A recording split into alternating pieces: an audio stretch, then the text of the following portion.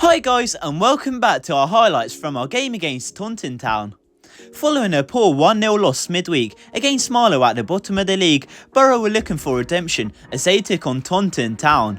On paper, two similar sides who have made nearly identical starts to the season, both reaching the same levels in the FA Cup, similar points, and now meeting in the FA Trophy. 10 minutes into the game, the former National League South side showed their quality.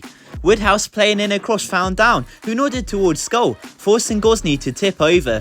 Taunton came even closer from the corner as Molden took aim at goal, hitting the inside of the post before being cleared by Gosport. Molden 6 minutes later, still causing damage, tested Gosney again. Morrison with a defending header passed the ball straight into the path of the striker and taking a first time shot drove a low driven effort at goal. Ryan Gosney dived to his right to make a necessary save. However, it was Taunton's number 15, Jaden Nilsson, who broke the deadlock. Scoring just one this season, he didn't look short of confidence when from distance he blasted a left-footed strike into the far corner, squeezing past Gosney to make it 1-0 to the visitors. It looked as though it was turning into a similar night to Wednesday, with the team just not looking on it in the first half, as the Somerset side could have easily scored 2 or 3 more. But at the end of the interval, it was just a goal separating the two sides, as it finished half-time Gosport 0, Taunton Town 1. With this poor half, it prompted Pat and Joe into making 3 attacking changes, Stanley, Tarbuck and Vasmer all coming on. These changes had big ramifications, as 5 minutes after the restart, Gosport found themselves back on level terms. Vasmer with a long diagonal ball inside his own half switched it into Kavanagh right at the penalty box before pouring it back into Yearwood. Taking a shot, it was initially saved by Parks, but pouncing on the rebound, Wooden tucked home a header to make it 1 apiece. In the 68th minute, the goal scorer was given a gift of a pass from the opposition goalkeeper Parks. Straight in front of goal, Dan simply passed the ball into the bottom right corner to make it 2-1, and I don't think he will get many easier goals this season. 2 goals, however, wasn't enough, as they made it 3 4 minutes onwards from the goal. On the counter, Leon Stanley caused damage down the left flank, cutting Taunton wide open. The substitute striker then squared it into Tarbuck, who slotted home in the 3rd goal this season for the winger. If these goals weren't enough, we were treated to a belter from one of our substitutes. Tarbuck's clearance worked out to be the perfect pass, sending Alfie Stanley behind the Taunton defence.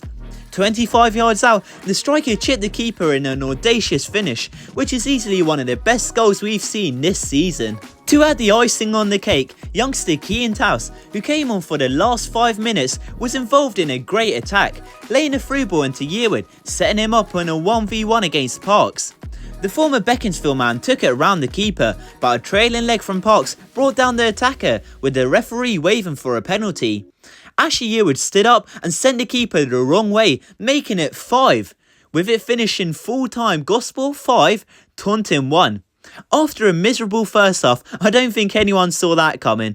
Pat and Joe's changes definitely had the right impact and made for a recipe for success, and here is what they both had to say after the game. Hi guys, I'm James McIntosh, and today I'm joined with the 2 Gosport managers after a 5-1 win. Yes, that's right, 5-1. Who would have thought it after that first half? Absolutely incredible, but we are now through to the next round of the FA Trophy. Pat, what did you say at half time? Because the change in halves, 2 completely different. I think we had some stern words with the players, to put it nicely. We weren't happy with what we saw in the first half. It was evident that we weren't anywhere near the pace, and Taunton are a good side and they showed it, but we know that we could be a lot better than that, and we told the players as much. So it was just about intensity, it was about desire, it was about showing a bit of bravery and heart and really taking the game to them, and clearly we did that. And Joe, it was a really disappointing defeat at Marlow. It just looked like there was little end product, and I feel like that was something we didn't capitalise on Wednesday. Totally the opposite today. Yeah, it was nice. We actually said, funnily enough, that we don't often kind of put teams away kind of 4 and 5. If you look at some of the other top teams in the league, like your Merthers, they're winning by kind of 3, 4, 5 goals quite frequently against the teams lower down in the division, and we've never quite been able to do that for reasons we probably don't quite know. And I think today it was nice to feel in the second half like every time we attacked we were going to score. Yeah. And it obviously doesn't always work out that way, but with the players that we've got, we can be a real threat when we're fully focused and when we're really at it, and we're the opposite of that when we're not focused, as you can see in the first half. So really pleased with how much of a threat our forward players were, how intense we were. Some of the finishing was great, obviously. Woody Alf's goal was a great goal as well. So that was pleasing. The challenge for us is to do it on a more consistent basis. And Pat, Joe just alluded to how good we were attacking, but the real game changer for me was someone who might not get the same recognition. Considering we won 5-1, I would have said the real man of the match today was Ryan Gosney. I mean, could have easily been 3-0 to Taunton in the first half, made some crucial saves, and if we were 3-0 down, you might not have made the substitutions, and you may have just kept it the same team, you may have not seen the point of risking players. So I would have to say Ryan Gosney was probably the real game changer today. Yeah, I thought Gos was good. He's one of the best goalies in this league. I think a lot of people know that, and he shows that pretty much every time he plays. So yeah, I wouldn't disagree with you that I think he at times keeps us in games, and he's a real leader and he's experienced. But I think him alongside a lot of the other boys, I thought all three subs, to be fair, made a real impact when they came on. But you know, I thought the boys that played in the first half, played in the second half, were brought up by those players, including Goz, and yeah, it was obviously very contrasting halves, but really pleasing for us that the lads showed a proper reaction. And Joe, we saw 4 key changes, and some of the changes, they weren't really notorious first team players. So I suppose it gave a lot of players who may sit on the bench a lot to really work themselves in the first team. And 2 players that really stood out for me today were Paul Bessie, who seemed to be playing in the more midfield area today, and Harry Lee. And I suppose these players are going to give you a nice headache and also give you guys a chance to test new philosophies in a game today. They were great. Harry was very good, young lad. He's been brilliant since he's come in. We've just got to be careful with Harry because it's his first season in kind of proper non-league men's football, and obviously he's training with Brighton, and it's a different environment, and he plays in different types of games there. So we can't just play Harry every minute of every game. It's not fair on him. But when he's come in, he's been brilliant, and he's definitely given us a problem for next Saturday. And Paul was outstanding. Second half especially, that's Paul when he's at his best. And again, he's someone who's not played this level consistently. We had him at Petersfield, I think 3 leagues below this, or whatever it is, 2 years ago. He didn't play much football last year.